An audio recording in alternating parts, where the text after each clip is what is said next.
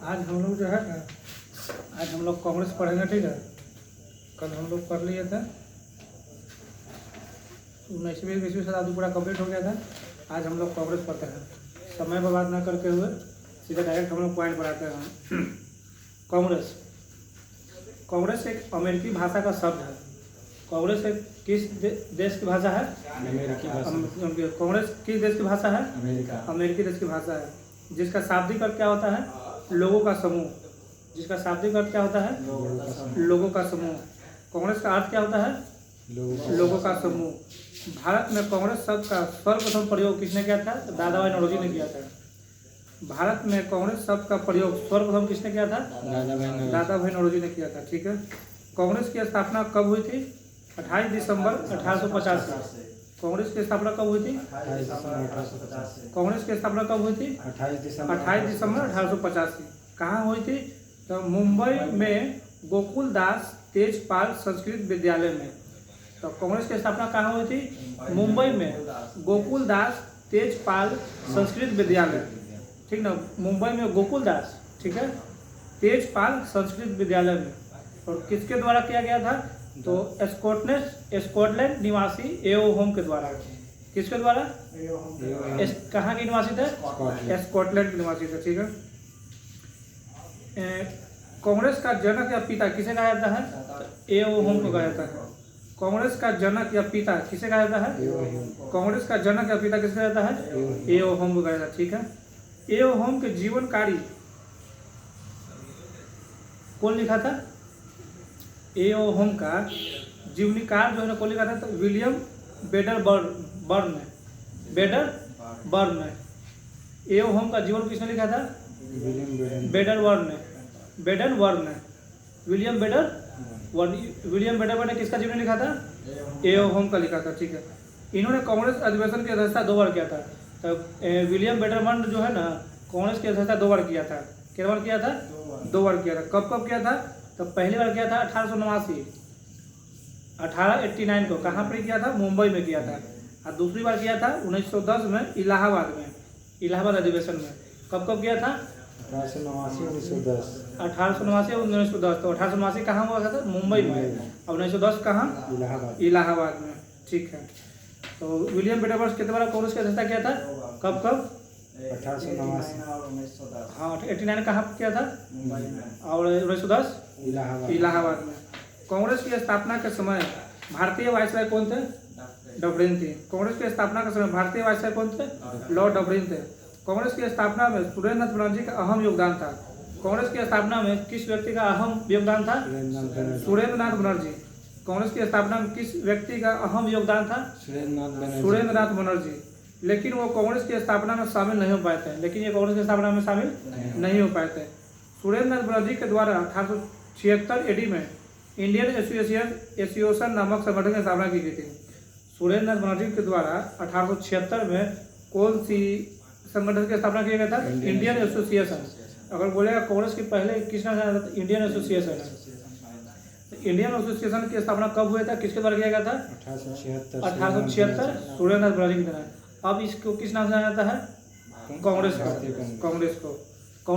है, ठीक है। इसी संगठन के वार्षिक सम्मेलन में व्यस्त होने के कारण सुरेंद्रनाथ बनर्जी की स्थापना में भाग नहीं लिए थे। मतलब इंडियन एसोसिएशन के संगठन के स्थापना में ही कांग्रेस की स्थापना में भाग नहीं लिए थे, ठीक है। अब हम लोग जो है ना मुख्य महत्वपूर्ण जो रहती है ना अधिवेशन, उसको देखेंगे हम लोग। तो प्रथम अधिवेशन, कांग्रेस का प्रथम अधिवेशन 1885 एडी में मुंबई में हुआ था। कांग्रेस का प्रथम अधिवेशन कब हुआ था? कहाँ हुआ था? मुंबई में हुआ था। इसकी अध्यक्षता किसने किया था? वोमेश चंद्र बनर्जी ने। इसकी अध्यक्षता कौन किया था? WC बनर्जी, वोमेश चंद्र बनर्जी के द्वारा। इस अधिवेशन में कितने लोग उपस्थित थे? 72 लोग थे। इस अधिवेशन में कितने लोग उपस्थित थे? 72 थे, जिनमें से 39 वकील थे और बाकी लोग जो है ना डॉक्टर और इंजीनियर थे। 39 लोग क्या थे? वकील थे, बाकी डॉक्टर और इंजीनियर थे। इस अधिवेशन में कितने प्रस्ताव पारित हुए थे? तो 9 हुए थे। इस अधिवेशन में कितने प्रस्ताव पारित हुए थे? 9 हुए थे। अब हम लोग होते हैं द्वितीय अधिवेशन है। कांग्रेस का द्वितीय अधिवेशन 1886 एडी में कलकत्ता में हुई थी। कांग्रेस का द्वितीय अधिवेशन कहाँ हुई थी? 1886 कलकत्ता में हुई थी। द्वितीय अधिवेशन कब हुई थी? कोलकाता 1886 में। इस अधिवेशन की अध्यक्षता किसने किया था? दादा भाई नौरोजी ने। दूसरी अधिवेशन की अध्यक्षता कौन किया था? दादा भाई नौरोजी किया था। दादा भाई नौरोजी ने कांग्रेस अधिवेशन की अध्यक्षता 3 बार किए थे। दादा भाई नौरोजी जो है कांग्रेस के अधिवेशन की अध्यक्षता कितने बार किए थे? 3 बार किए थे। कब कब किए थे? तो 1886 कोलकाता, ठीक है, 1893 लाहौर, 1893 लाहौर 1906 कोलकाता। कब कब किए थे? 1886 कोलकाता, 1893 लाहौर, 1906 कोलकाता, ठीक है। तो 1886 में कोलकाता में जब दादा भाई नौरोजी अधिवेशन करे थे, तो इस अधिवेशन में कुल 436 सदस्य थे। 436 सदस्य उपस्थित थे। कितने सदस्य उपस्थित थे? 436 थे। और 1906 में जो लिए थे ना अधिवेशन किए थे, तो इस अधिवेशन की अध्यक्षता करते हुए दादा भाई नौरोजी ने पहली बार कांग्रेस के मन से स्वराज शब्द का प्रयोग किया था। तो स्वराज शब्द का सर्वप्रथम प्रयोग किसने किया था? दादा भाई नौरोजी ने। किस अधिवेशन में किया था? 1906 कोलकाता अधिवेशन में, ठीक है। दादा भाई नौरोजी ने पहली बार राष्ट्रीय आय की गणना की थी। भारत में राष्ट्रीय आय की गणना सबसे पहले कौन की थी? भारत में सर्वप्रथम राष्ट्रीय आय की गणना किसने की थी? दादा भाई नौरोजी ने। तीसरा अधिवेशन 1887 में मद्रास में हुआ था। तीसरा अधिवेशन कब हुआ था? मद्रास में हुआ था। 1887 मद्रास में हुआ था। इसकी अध्यक्षता कौन किया था? तैयब जी किए थे। बदरुद्दीन तैयब जी की थी। कांग्रेस के प्रथम मुस्लिम अध्यक्ष थे। कांग्रेस के प्रथम मुस्लिम अध्यक्ष कौन थे? कांग्रेस के प्रथम मुस्लिम अध्यक्ष, ठीक है। 1887 नोट है, एक नोट है इसमें। 1887 ईस्वी में एक जनसभा को संबोधित करते हुए तत्कालीन भारतीय वायसराय लॉर्ड डफरिन ने कहा कि कांग्रेस एक अल्पसंख्यक, मतलब अल्पसंख्यक का सूक्ष्मदर्शी बोल सकते हैं, अल्पसंख्यक का प्रतिनिधित्व कर रहा है। तो कांग्रेस एक अल्पसंख्या का प्रतिनिधित्व कर रहा था। यह किसने कहा था? लॉर्ड डफरिन ने कहा था। किस अधिवेशन में कहा था? 87 में, चौथा अधिवेशन में। नहीं, चौथा अधिवेशन नहीं, 1887 में किया था। तीसरा हो जाएगा, लेकिन 1887 में, ठीक है। पांचवा अधिवेशन हम लोग देखते हैं कब हुआ था? 1889 में। 88 नहीं हुआ है? अच्छा, चौथा अधिवेशन है। चौथा अधिवेशन कहाँ कब हुआ था? 1888 में इलाहाबाद में हुआ था।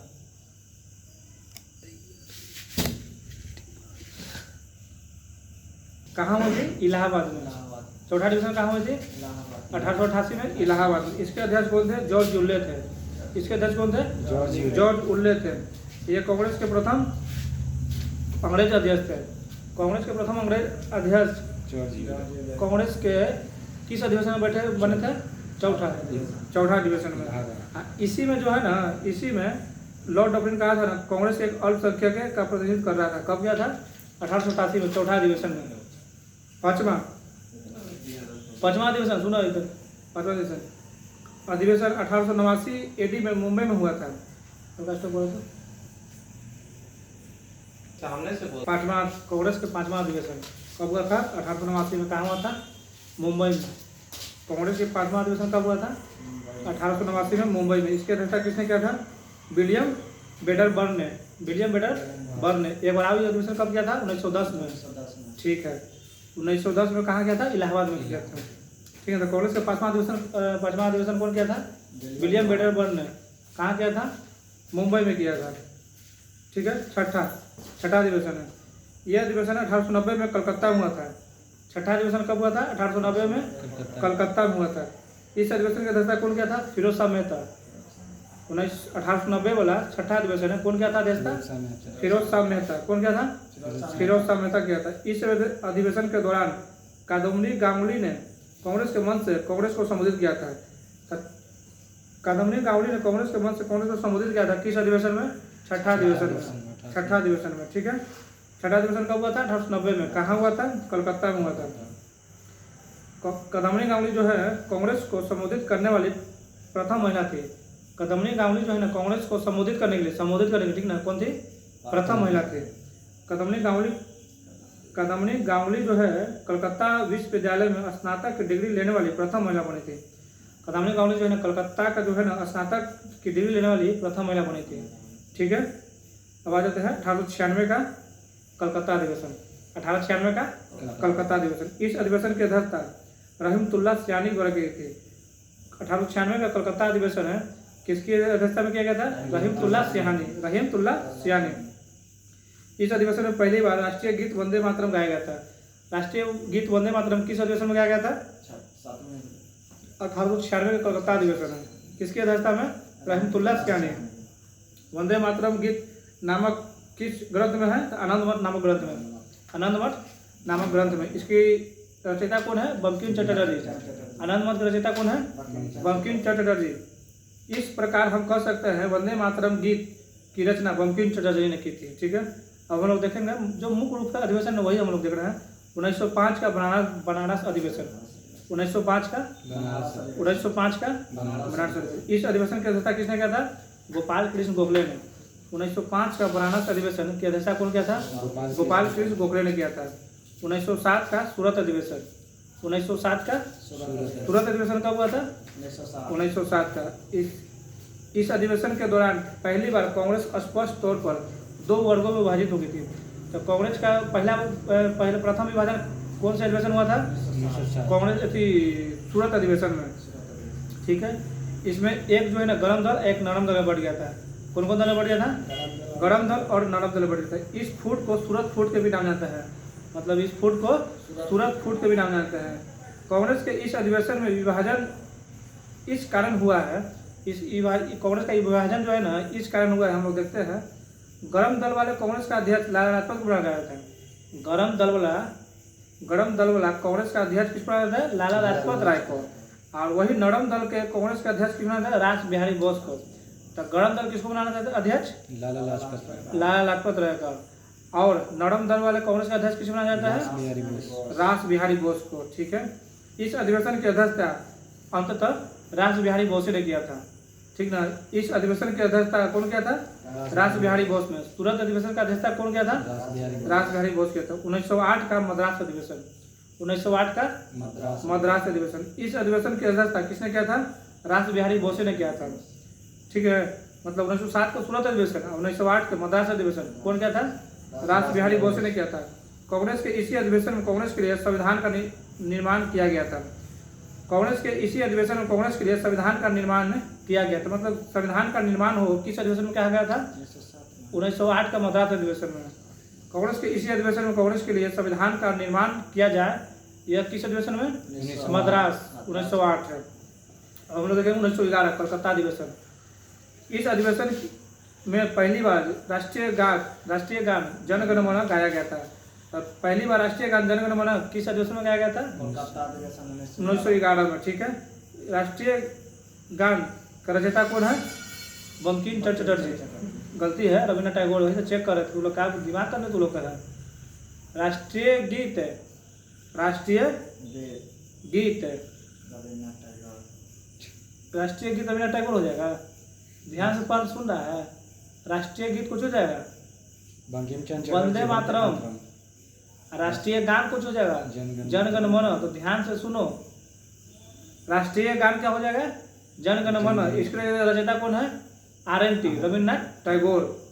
ठीक है, इस अधिवेशन की अध्यक्षता पंडित विश्व नारायण धर ने किया था। मतलब 1911 का कलकत्ता अधिवेशन की अध्यक्षता कौन किया था?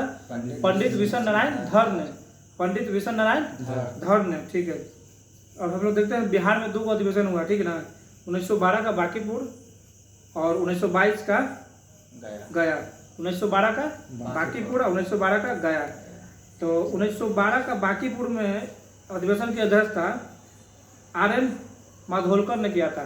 RN माधोलकर ने किया था। 1912 का बांकीपुर का अधिवेशन की अध्यक्षता किसने किया था? RN माधोलकर। और 1922 का गया का अधिवेशन की अध्यक्षता किसने किया था? चित्तरंजन दास ने।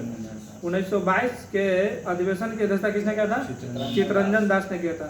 1916 का लखनऊ अधिवेशन, 1916 का लखनऊ अधिवेशन। इस अधिवेशन की अध्यक्षता अंबिका चरण मजूमदार के द्वारा की गई थी। 1916 का लखनऊ अधिवेशन किसके अध्यक्षता में किया गया था? अंबिका चरण मजूमदार। यह अधिवेशन कई लिहाज से महत्वपूर्ण है। कुछ पॉइंट इसका हम लोग देखते हैं। इस सम्मेलन के दौरान बाल गंगाधर तिलक ने यह नारा दिया कि स्वराज हमारा जन्मसिद्ध अधिकार है, हम इसे लेकर रहेंगे। तो तो स्वराज हमारा जन्मसिद्ध अधिकार है, ये हम लेकर रहेंगे। ये किसका नारा है? बाल गंगाधर तिलक। किस अधिवेशन में दिए थे? 1916 का लखनऊ अधिवेशन। ठीक है। दूसरा चीज है इसमें महत्वपूर्ण चीज है, दक्षिण अफ्रीका से वापस लौटने के बाद महात्मा गांधी इस अधिवेशन में पहली बार भाग लिए थे। तो दक्षिण अफ्रीका से लौटने के बाद गांधी जी ने पहली बार किस अधिवेशन में भाग लिया था? लखनऊ अधिवेशन 1916 में। तीसरा पॉइंट, बाल गंगाधर तिलक के प्रयास से कांग्रेस का गर्म दल और नरम दल पुनः एक हो गए थे। तो बाल गंगाधर के प्रयास से गर्म दल और नरम दल दोनों एक हो गए थे। किस अधिवेशन में? 1916 लखनऊ अधिवेशन में। ठीक है। चौथा पॉइंट है, मोहम्मद अली जिन्ना के प्रयास से कांग्रेस और मुस्लिम लीग के बीच समझौता हुआ था।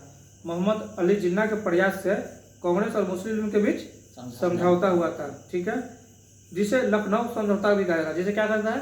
लखनऊ समझौता भी कहता है। इस समझौते के तहत कांग्रेस ने अंग्रेजी सरकार के द्वारा मुसलमानों को दिए गए थे। इस समझौते के तहत कांग्रेस ने अंग्रेजी सरकार के द्वारा मुसलमानों को दिए गए थे। ठीक है। पृथक निर्वाचन के अधिकार को स्वीकृति प्रदान की थी। पृथक निर्वाचन के अधिकार को स्वीकृति की थी। कौन की थी? कांग्रेस ने किया था। बदले में मुस्लिम लीग ने कांग्रेस को स्वतंत्रता आंदोलन में भाग देने का आश्वासन दिया था। जैसे इसमें क्या हुआ ना कि कांग्रेस जो है ना बोला ना कि हम आपको पृथक निर्वाचन का जो है ना आश्वासन को हम स्वीकृति देंगे। ठीक है, हम मान लेंगे कि हाँ ठीक है मिलना चाहिए। बदले में जो है ना आप भी हमको स्वतंत्रता आंदोलन में जो है मेरा हमको साथ दीजिएगा। तो जिन्ना भी मान गया था। तो मुस्लिम लीग में गया और कांग्रेस में मिल हो गया। ठीक है।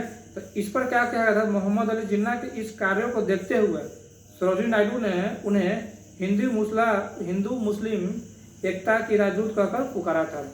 तो हिंदू मुस्लिम एकता की राजदूत कहकर पुकारा था किसने? सरोजिनी नायडू ने कहा था। किस अधिवेशन में कहा था? लखनऊ अधिवेशन में। 1917 का कलकत्ता अधिवेशन। 1917 का कलकत्ता अधिवेशन। इस अधिवेशन की अध्यक्षता एनी बेसेंट के द्वारा किया गया था। 1917 का कलकत्ता अधिवेशन किसके द्वारा अध्यक्षता में किया गया था? 1917 का कलकत्ता अधिवेशन किसके अध्यक्षता में किया गया था? एनी बेसेंट के द्वारा। यह कांग्रेस की पहली महिला अध्यक्ष थी। यह कांग्रेस की पहली महिला अध्यक्ष थी। यह कांग्रेस की पहली महिला अध्यक्ष थी। यह किस देश की रहने वाली थी? आयरलैंड के। यह किस देश की रहने वाली थी? आयरलैंड की रहने थी। एनी बेसेंट ने एक पत्रिका की रचना की थी। ठीक है ना, new India common bill. New India common bill की पत्रिका के रचयिता कौन है? Annie Besant. New India common bill के नामक पत्रिका के रचयिता कौन है? Annie Besant. New India common bill, new India common रचयिता एनी बेसेंट है। लाल बाल पाल त्रिकूट। ठीक है, पत्रकृत है। इस त्रिकूट के अंतर्गत लाला लाजपत राय, मतलब लाल से हो जाएगा लाला लाजपत राय, बाल से हो जाएगा बाल गंगाधर तिलक और पाल से हो जाएगा बिपिन चंद्र पॉल। पाल से क्या हो जाएगा? बिपिन चंद्र पॉल। ठीक है, आते हैं। इन तीनों में से एक मात्र लाला लाजपत राय था जिन्होंने कांग्रेस अधिवेशन की अध्यक्षता की थी। ये तीनों में से एक लाला लाजपत राय था ना जो कांग्रेस की अध्यक्षता किए थे। ठीक है, लाला लाजपत राय कांग्रेस के 1920 के कलकत्ता में हो रहे विशेष अधिवेशन की अध्यक्षता किया था। तो लाला लाजपत राय कब कांग्रेस की अध्यक्षता किया था? 1920 में। ठीक है, कहाँ पर किए थे? कलकत्ता में विशेष अधिवेशन होना था, उसका अध्यक्षता किए थे। ठीक है, लाला लाजपत राय कब किए थे? 1920 में कलकत्ता में। ठीक है ना, इस पर अध्यक्षता किए। इस समय जो है एक नागपुर में भी हुआ था। ठीक ना, लेकिन इसमें नहीं दिया हुआ है, लेकिन याद रखना ना कि कलकत्ता में हुआ था विशेष अधिवेशन हुआ था। इसकी अध्यक्षता कौन किया था? लाला लाजपत राय ने। ठीक है, बाल गंगाधर तिलक 1919 के कांग्रेस के अमृतसर अधिवेशन में अंतिम बार भाग लिए थे। ठीक ना, अभी देखिए साफ साफ बोल दिया था कि लाल बाल पाल में सिर्फ लाला लाजपत राय भाग लिए थे। ये क्या हुआ था? ये सिर्फ भाग लिए थे, ना कि अध्यक्षता बने थे। ठीक ना, तो बाल गंगाधर तिलक 1919 के कांग्रेस के अमृतसर अधिवेशन में भाग लिए थे। तो 1919 का कांग्रेस का अधिवेशन कहाँ हुआ था? अमृतसर में, जिसमें बाल गंगाधर तिलक ने अंतिम बार भाग लिए थे। ठीक ना, 1923 का हम लोग आते हैं अधिवेशन, जो कहाँ हुआ था? दिल्ली में। 1923 का अधिवेशन कहाँ हुआ था? 1923 का अधिवेशन कहाँ हुआ था? दिल्ली में हुआ था। इसकी अध्यक्षता कौन किया था? अबुल कलाम आजाद। इसकी अध्यक्षता कौन किया था? अबुल कलाम आजाद। अबुल कलाम आजाद। जब ये अध्यक्ष बने उस समय इनका उम्र 35 वर्ष था। जब ये अध्यक्ष बने थे 1923 का दिल्ली अधिवेशन का अध्यक्ष बने थे, तो उसमें उनका उम्र कितना हो रहा था? 35 वर्ष। कितना हो रहा था? 35 वर्ष हो रहा था। अबुल कलाम आज़ाद का जन्म सऊदी अरब के मक्का में 1888 में हुआ था। अबुल कलाम आज़ाद का जन्म कहाँ हुआ था? सऊदी के मक्का में। कब हुआ था? 1888 में। सऊदी के मक्का कब हुआ था? 1888 में। यह कांग्रेस के सबसे युवा अध्यक्ष थे। तो कांग्रेस के सबसे युवा अध्यक्ष कौन थे?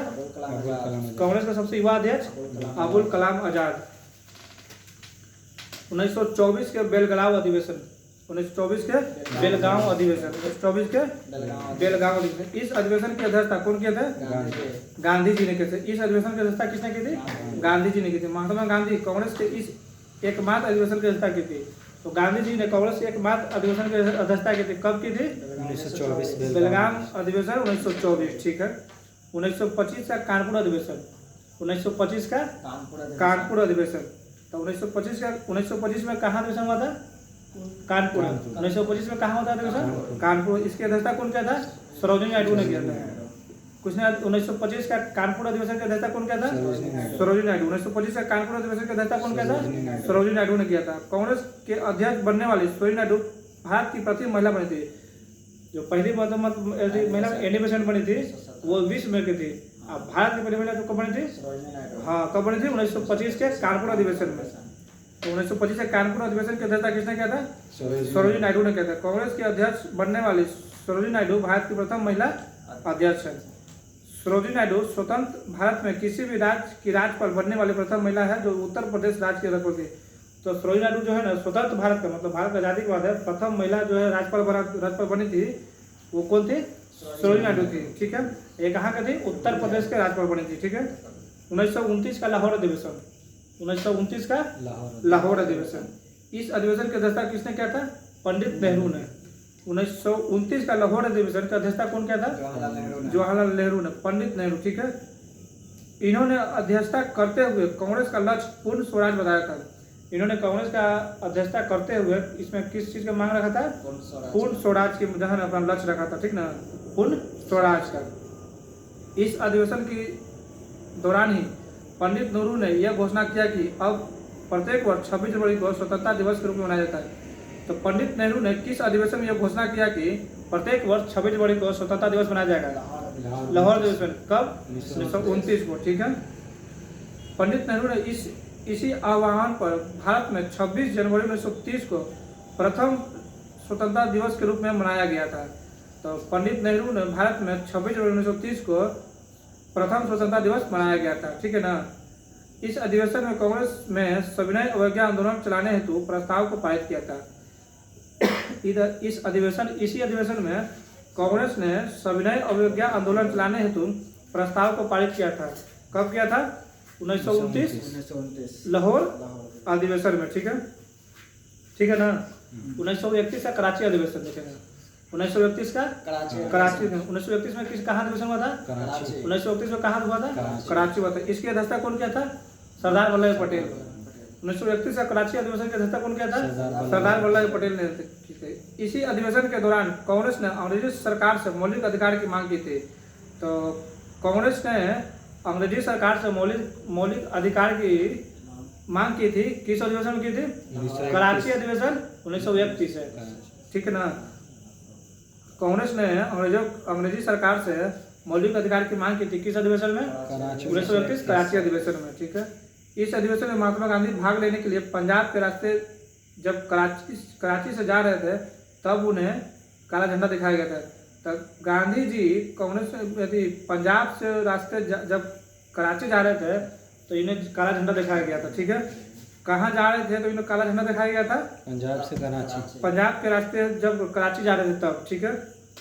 इस अधिवेशन में गांधी इरविन समझौतों को स्वीकृति प्रदान की थी। गांधी इरविन समझौतों को स्वीकृति प्रदान की थी किस अधिवेशन में?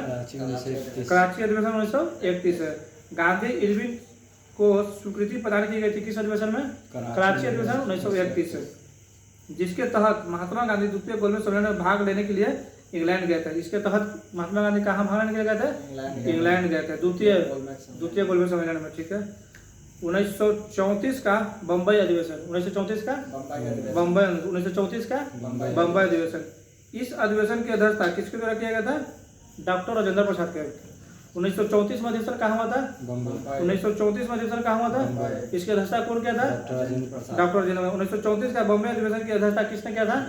डॉक्टर राजेंद्र प्रसाद ने किया था। 1937 का फैजपुर अधिवेशन 1937 में कहाँ अधिवेशन हुआ था? 1937 में कहाँ अधिवेशन हुआ था? 1937 में कहाँ अधिवेशन हुआ था? फैजपुर। इसकी अध्यक्षता कहाँ की गई थी? गांव में की गई थी। यह गांव में आयोजित प्रथम अधिवेशन थे। गांव में आयोजित होने वाले प्रथम अधिवेशन कौन थे? 1937 का फैजपुर अधिवेशन। गांव में प्रथम आयोजित होने वाला अधिवेशन कौन था? 1937 का फैजपुर अधिवेशन। इसकी अध्यक्षता किसने किया था? पंडित नेहरू ने किया था। 1937 का फैजपुर अधिवेशन की अध्यक्षता कौन किया था? पंडित नेहरू ने किया था। ठीक है। इस अधिवेशन के दौरान कांग्रेस ग्राम सभा का गठन किया था। तो कांग्रेस ग्राम सभा का गठन कब किया गया था? 1937 का फैजपुर अधिवेशन। ठीक है। अब देखेंगे 1938 का हरिपुरा अधिवेशन। 1938 का हरिपुरा अधिवेशन। इस अधिवेशन की अध्यक्षता सुभाष चंद्र बोस द्वारा किया गया था। 1938 में अधिवेशन कहाँ हुआ था? हरिपुरा। 1938 में अधिवेशन कहाँ हुआ था? हरिपुरा अधिवेशन का अध्यक्षता कौन किया था? सुभाष चंद्र बोस ने। हरिपुरा अधिवेशन का अध्यक्षता कौन किया था? सुभाष चंद्र बोस ने। इस अधिवेशन के दौरान ही राष्ट्रीय नियोजित समिति की स्थापना हुई। इस समिति के प्रथम अध्यक्ष पंडित नेहरू बने थे। तो राष्ट्रीय नियोजित समिति की स्थापना किस अधिवेशन में हुआ था? हरिपुरा। 1938 हरिपुरा। हाँ, राष्ट्रीय नियोजन समिति की स्थापना कब हुई थी? 1938 हरिपुरा। राष्ट्रीय नियोजन समिति की स्थापना कब हुई थी? 1938 हरिपुरा। इस समिति के प्रथम अध्यक्ष कौन थे? पंडित नेहरू। इस समिति के प्रथम अध्यक्ष कौन थे? पंडित नेहरू। ठीक है। 1939 के त्रिपुरी अधिवेशन। त्रिपुरी कहाँ पड़ता है? एमपी में। 1939 के त्रिपुरी। सुभाष चंद्र बोस था ना हरिपुरा में? हरिपुरा में सुभाष चंद्र बोस नहीं। हाँ, हरिपुरा में सुभाष चंद्र बोस है। ये हो गया राष्ट्रीय नियोजित समिति की प्रथम अध्यक्ष बने थे पंडित नेहरू। अध्यक्षता वो अलग चुकी है। 1939 का त्रिपुरा अधिवेशन। 1939 में कहाँ अधिवेशन हुआ था?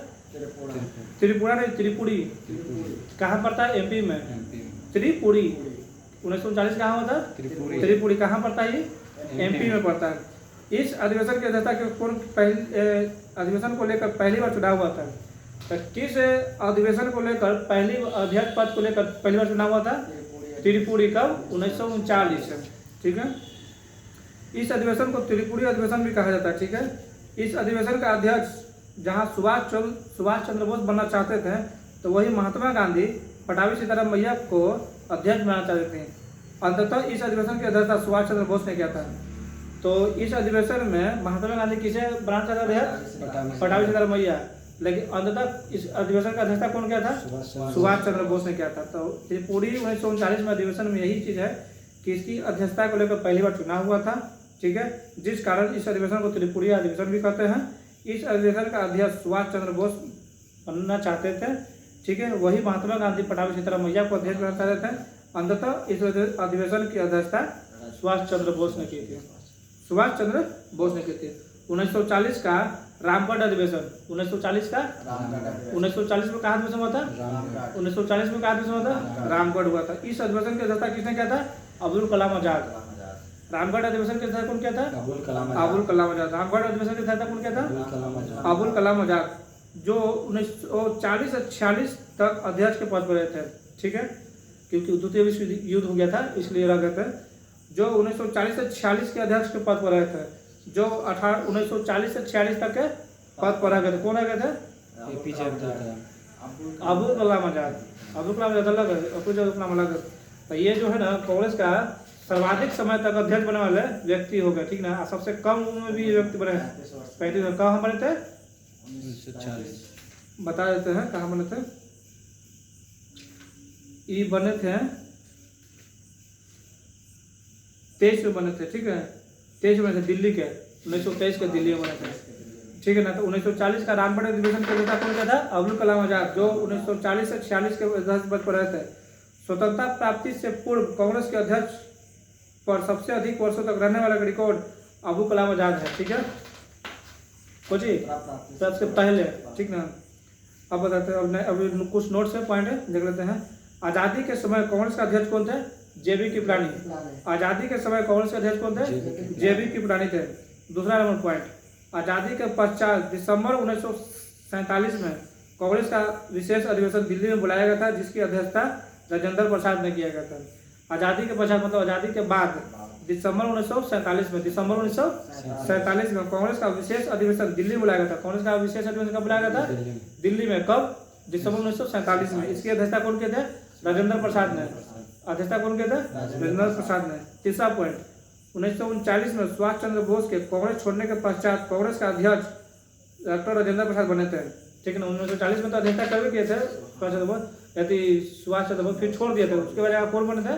राजेंद्र प्रसाद बने थे। तो 1939 में सुभाष चंद्र बोस के कांग्रेस छोड़ने के पश्चात कांग्रेस का अध्यक्ष कौन बने थे? डॉक्टर राजेंद्र प्रसाद। चौथा नंबर पॉइंट है, स्वतंत्रता प्राप्ति के पश्चात कांग्रेस के अध्यक्ष पद पर सर्वाधिक वर्षों तक रहने का रिकॉर्ड श्रीमती सोनिया गांधी का है। 1998 से 2017 तक है। 1998 से 17 तक है। तो स्वतंत्रता के बाद कांग्रेस के पद पर अध्यक्ष बनने वाली सर्वाधिक कौन है? सोनिया गांधी। कब से कब? 1998 से 2017 तक है। वर्तमान में कांग्रेस के अध्यक्ष कौन है? मल्लिकार्जुन खड़गे। वर्तमान में कांग्रेस के अध्यक्ष कौन है? मल्लिकार्जुन खड़गे। ठीक है। कांग्रेस से संबंधित महत्वपूर्ण कथन, मतलब कांग्रेस के बारे में कौन क्या क्या बोला है, 2-4-5 पॉइंट है, देख लेते हैं। लास्ट है, कांग्रेस अल्पसंख्यकों का प्रतिनिधित्व करने वाली संस्था है। कांग्रेस अल्पसंख्यकों का प्रतिनिधित्व करने वाली संस्था, ये किसने कहा था? लॉर्ड डफरिन ने। कांग्रेस अल्पसंख्यक का प्रतिनिधित्व करने वाली संस्था है, ये किसने कहा था? लॉर्ड डफरिन ने कहा था। किसने कहा था? लॉर्ड डफरिन ने कहा था। कांग्रेस की महल भरभरा कर गिरने वाली है, हमारी इच्छा है कि हम उसकी मृत्यु में उसे सहायता प्रदान करें, ये किसने कहा था? लॉर्ड कर्जन ने। कर्जन कांग्रेस की महल भरभरा के गिरने वाली है, कांग्रेस की महल भरभरा के गिरने वाली है, हमारी इच्छा है कि हम इसकी मृत्यु में उसे सहायता प्रदान करें, किसने कहा था? कर्जन ने कहा था। लॉर्ड कर्जन ने कहा था। कांग्रेस के लोग पदों के भूखे राजनीतिज्ञ हैं। कांग्रेस के लोग पदों के भूखे राजनीतिज्ञ हैं, किसने कहा था? बंकिम चंद्र चटर्जी ने। बंकिम चंद्र चटर्जी ने कहा था। कांग्रेस के लोग पदों के भूखे हैं, तब भूखे राजनीतिज्ञ हैं। कांग्रेस के लोग पदों के भूखे राजनीतिज्ञ, किसने कहा था? बंकिम चंद्र चटर्जी। यदि हम वर्ष में एक बार मेढक की तरह टकराए तो उससे हमें कुछ भी मिलने वाला नहीं है, किसने कहा था? बाल गंगाधर तिलक है। यदि हम वर्ष में एक बार मेढक की तरह टकराए, यदि हम वर्ष में एक बार मेढक की तरह टकराए उससे हमें कुछ मिलने वाला नहीं है, किसने कहा था? बाल गंगाधर तिलक ने कहा था। कांग्रेस सम्मेलनों को शिक्षित भारतीयों के राष्ट्रीय मेले की संज्ञा दिया था, किसने कहा था? लाला लाजपत राय। इसको बढ़िया सुनना। कांग्रेस सम्मेलनों को शिक्षित भारतीय के राष्ट्रीय मेले की संज्ञा दिया था, ये किसने कहा था? लाला लाजपत राय। कांग्रेस सम्मेलनों को शिक्षित है, कांग्रेस सम्मेलनों को शिक्षित है भारतीयों के राष्ट्रीय मेले की संज्ञा दिया था, किसने दिया था? लाला लाजपत राय ने। ठीक है। कांग्रेस सम्मेलनों को 3 दिनों का तमाशा कहा था, किसने कहा था? अश्विनी कुमार दत्त ने। कांग्रेस सम्मेलनों को 3 दिनों का तमाशा कहा था, किसने? अश्विनी कुमार दत्त ने। कांग्रेस सम्मेलन को 3 दिनों का तमाशा कहा था, अश्विनी कुमार दत्त ने। कांग्रेस सम्मेलनों को 3 दिनों का तमाशा कहा था, किसने? अश्विनी कुमार दत्त। कांग्रेस सम्मेलनों को 3 दिनों का तमाशा कहा था, किसने? अश्विनी कुमार दत्त ने। कांग्रेस को याचना संस्था की संज्ञा दिया था, किसने? बिपिन चंद्र पाल ने। कांग्रेस को याचना संस्था की संज्ञा दिया था, कौन दिया था? बिपिन चंद्र पाल ने। कांग्रेस को याचना संस्था की संज्ञा दिया था, किसने? बिपिन चंद्र पाल। कांग्रेस को याचना संस्था की संज्ञा दी, किसने? बिपिन चंद्र पाल ने। कांग्रेस को गंदी चीज और देशद्रोही संगठन कहा था, किसने? लॉर्ड कर्जन ने। कांग्रेस को गंदी चीज और देशद्रोही संगठन कहा था, किसने? Lord Curzon. कांग्रेस को गंदी चीज और देशद्रोही संगठन कहा था, किसने? लॉर्ड कर्जन ने। कांग्रेस के संदर्भ में सेफ्टी वॉल्व थ्योरी किसने चलाया था, किसने दिया था? सेफ्टी वॉल्व थ्योरी किसने दिया था? ये दिया था Lala Lajpat Rai. Safety valve theory किसने दिया था? सेफ्टी वॉल्व थ्योरी किसने दिया था? लाला लाजपत राय। ठीक है। आज हम लोग का कांग्रेस टॉपिक पूरा खत्म हो गया।